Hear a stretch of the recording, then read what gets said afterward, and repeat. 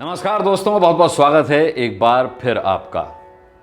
पिछले एपिसोड में जब मैंने आपको बताया था कि मैं बड़ा सिंगर बनते बनते कैसे रह गया, तो वो एपिसोड ख़त्म करते पर मैंने आपसे वादा किया था कि अगले एपिसोड में मैं आपको बताऊंगा कि सुविख्यात प्रख्यात शहनाई वादक उस्ताद बिस्मिल्लाह खां साहब ने मुझे कब और क्यों गाली दी थी।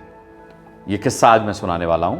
और साथ ही हमारे पिछले एपिसोड में जो कमेंट्स आप करते हैं उसमें एक प्रमोद पगारे जी हैं जिन्होंने कहा है कि अनुराग जी अगर संभव हो सके तो किशोर कुमार साहब का कोई गीत ज़रूर गाएं। तो आज ये गुस्ताखी भी करूंगा मैं। अरे किसी बेसुरे को कदरदान मिल जाए, इससे अच्छी बात और क्या हो सकती है। खैर, एक करेक्शन कर देना चाहता हूं उस्ताद बिस्मिल्लाह खां साहब की बात करने से पहले कि पिछले एपिसोड में मैंने आपको बताया था कि पंडित गोपाल लक्ष्मण गुणे से मेरी मुलाकात 91-92 में हुई थी, लगभग कोई 30 साल पहले। ये जानकारी थोड़ी सी गलत थी। उनसे मेरी मुलाकात हुई थी, उनका आशीर्वाद मुझे मिला था 96-97 में। मैं कह तो गया, लेकिन उसके बाद आप लोगों ने मुझे पकड़ा, मेरा गला पकड़ा। मुझसे कहा, अनुराग जी 30 साल पहले अगर आप गुणे जी से मिले थे और आप आगरा आकाशवाणी पर कैजुअल अनाउंसर थे तो आपकी उम्र क्या है। उससे मुझे खटका हुआ, घंटी बजी।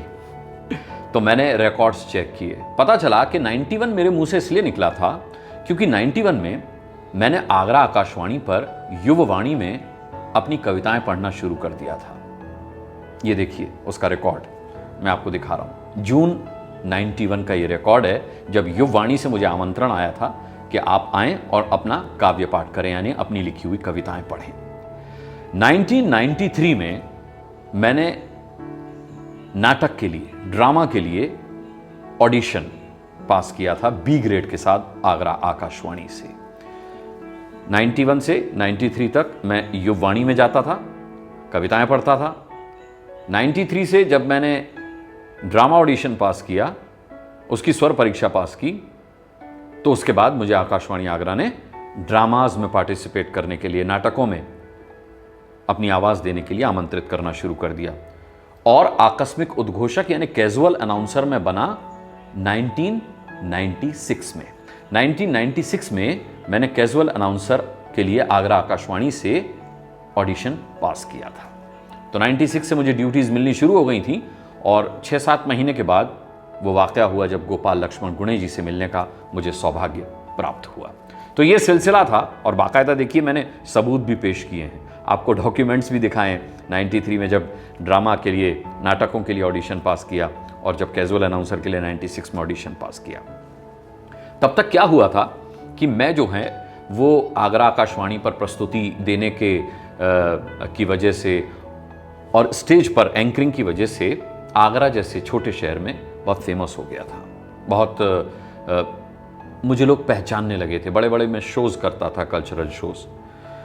तो क्या हुआ कि ये सन 2000 की बात है और इस बार मैं बिल्कुल गलत नहीं हूँ। सन 2000 में एक बहुत बड़ा एंटरटेनमेंट चैनल हिंदुस्तान का ताजमहल को पार्श्व में रख करके अपना एक कार्यक्रम शूट कर रहा था और उस कार्यक्रम में देश के नामचीन कलाकार आए। कौन नहीं आया था साहब?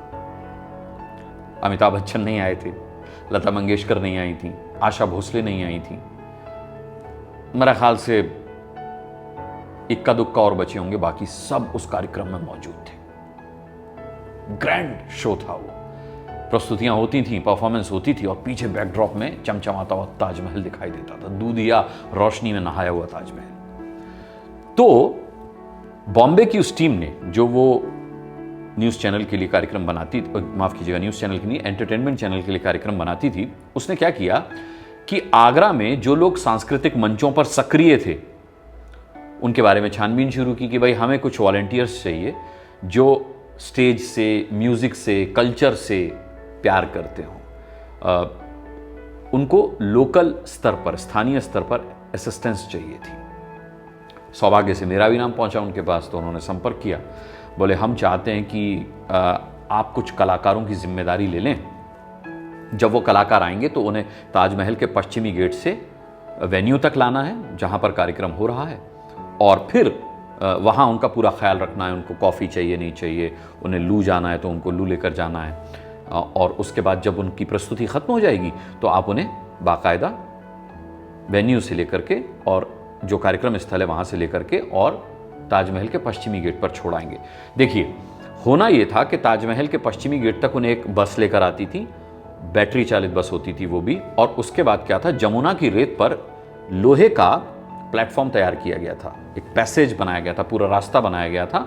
पश्चिमी गेट से वो लोग बोट में बैठ करके जमुना पार करते थे और फिर बोट से जब वो रेत वाले क्षेत्र में आते थे, तट पर आते थे, तो वहाँ से एक और बैटरी चालित बस होती थी जिसमें उन्हें बिठा करके और स्टेज तक लाना होता था।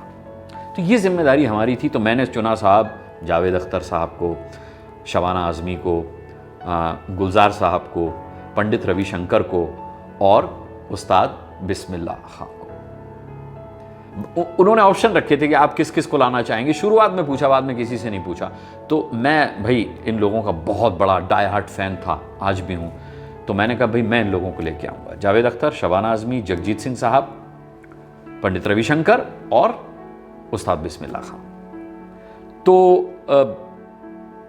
मुझे बिस्मिल्लाह खां साहब का जिक्र करते करते एक चीज़ और याद आ गई कि जब मैं बस में पंडित रविशंकर जी को लेकर के आ रहा था तो बहुत सारे लोग उनका ऑटोग्राफ लेना चाह रहे थे। वो किसी को ऑटोग्राफ दे नहीं रहे थे। तब बहुत ज़्यादा फोटोग्राफ का ज़माना नहीं था, सेल्फी एल्फी तो लोग जानते भी नहीं थे। तो भाई सब उनका ऑटोग्राफ ले रहे थे। मेरी जिम्मेदारी थी कि उनके पास तक लोगों को नहीं पहुंचने देता, क्योंकि तब बाउंसर्स भी नहीं हुआ करते थे, हमको बाउंसर की भूमिका भी निभानी थी। तो क्या हुआ कि बस में वो चढ़ चुके थे और मैं बस के दरवाजे पर खड़ा हुआ था। तो लोग बहुत भारी तादाद में अंदर आना चाह रहे थे। तो मैंने उनको रोकने के लिए दरवाज़ा बंद किया और दरवाज़ा बंद करते हुए मेरी ये उंगली जो थी वो दरवाजे में आ गई। इसमें अभी भी कट का निशान है, ये आपको मैं क्लोज शॉट में भी दिखाऊंगा। ये उस बस की भिच्ची में आकर के एकदम क्लॉटेड हो गई थी। तो जान निकल गई मेरी, पसीना छूट गया, आंखों से आंसू आ गए।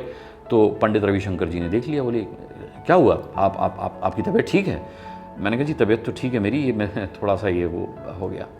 तो बोले नहीं आपने हमारे लिए ये चोट खाई है, तो आपको तो हम ऑटोग्राफ ज़रूर देंगे। और फिर उन्होंने मुझे ऑटोग्राफ दिया।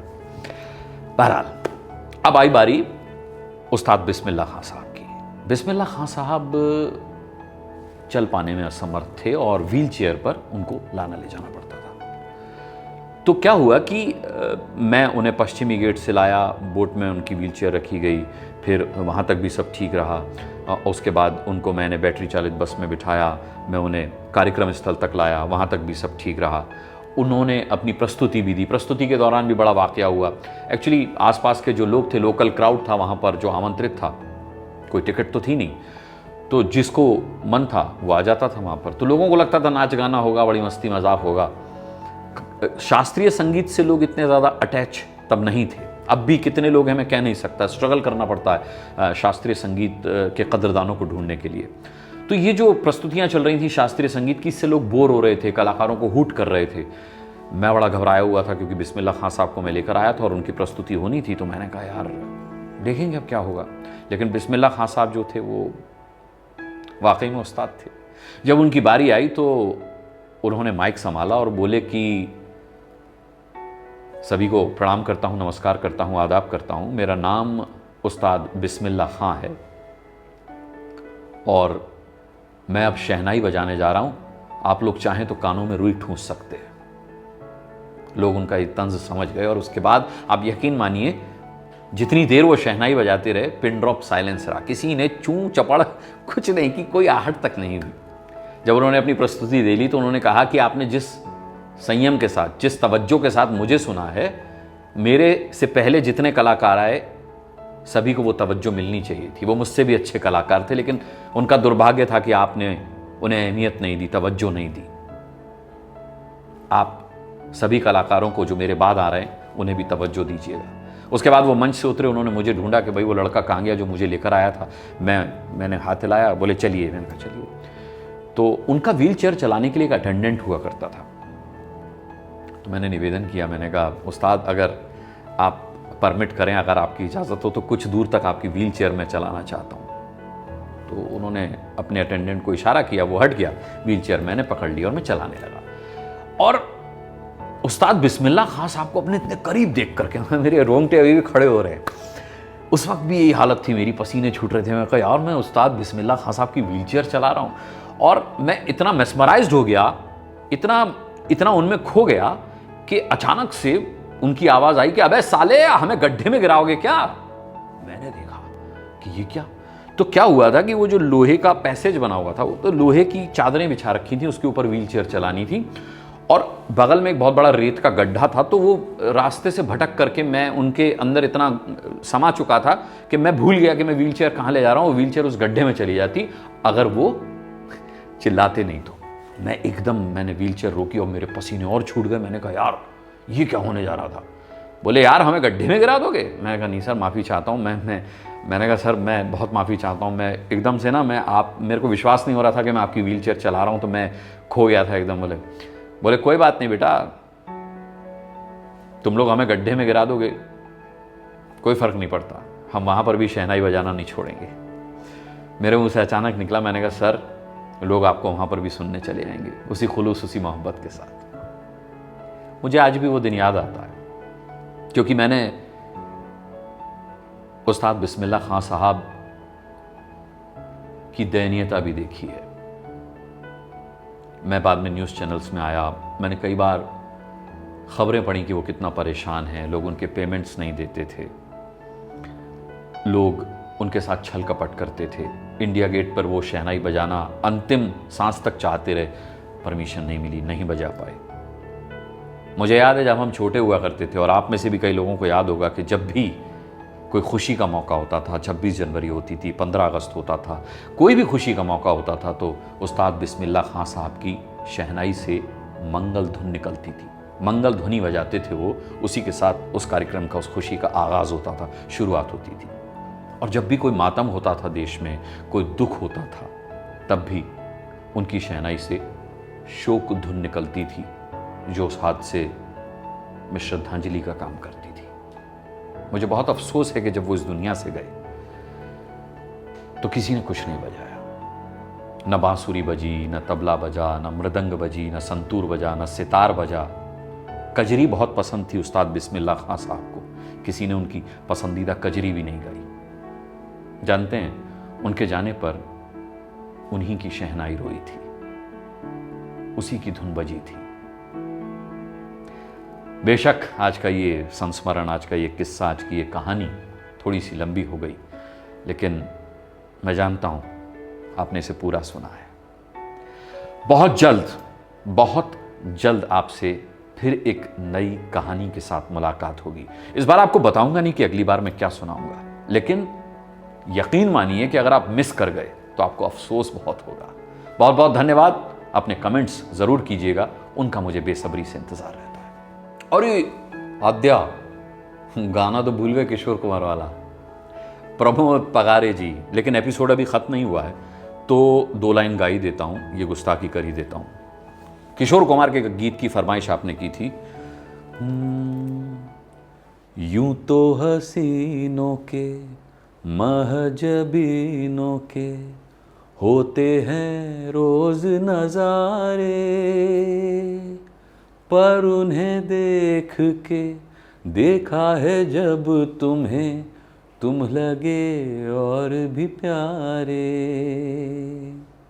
यूं तो हसीनों के महजबीनों के होते हैं रोज नजारे, पर उन्हें देख के देखा है जब तुम्हें, तुम लगे और भी प्यारे। बाहों में ले लूं ऐसी तमन्ना एक नहीं कई बार हुई, रात कली एक ख्वाब में आई और गले का हार हुई। प्रमोद पगारे जी, आपकी फरमाइश पर मैंने ये गीत सुना दिया। इससे आगे गाऊंगा तो हो सकता है कि सड़े अंडे और टमाटर आने लगे हैं। बहुत बहुत धन्यवाद। और कोई फरमाइश हो आप लोगों की तो ज़रूर बताइएगा। जैसा कि मैंने कहा, कमेंट ज़रूर कीजिएगा, मुझे उनका इंतज़ार रहता है। थैंक्स।